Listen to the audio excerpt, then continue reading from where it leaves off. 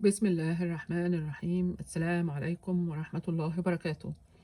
إيه الفرق ما بين الجهل والأمية والحداقة والمتحف المصري الكبير؟ الأمية إن الشخص ما يكونش بيعرف يكتب ولا يقرأ ولا يحسب. خلوا بالكم من يحسب، لأن في ناس كتير جدا مش بتعرف تقرأ وتكتب، لكنها طبعا زي بياع الفاكهة كده مثلا بتعرف تحسب وبسرعة، ممشيين حالهم يعني. وبعدين بعد كده الجهل هو غياب المعرفة والفهم. آم، الإنسان الجاهل فعلا هو اللي مش بيبقى عارف ايه اللي بيحصل حواليه وايه، ومش فاهم حاجة.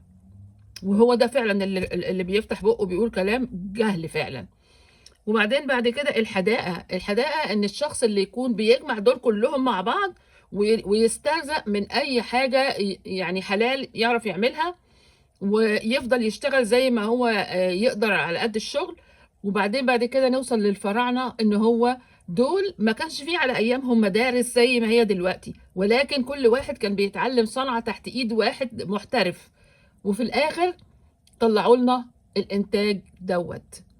فان شاء الله ربنا يحفظنا ويحفظ مصر جميعا.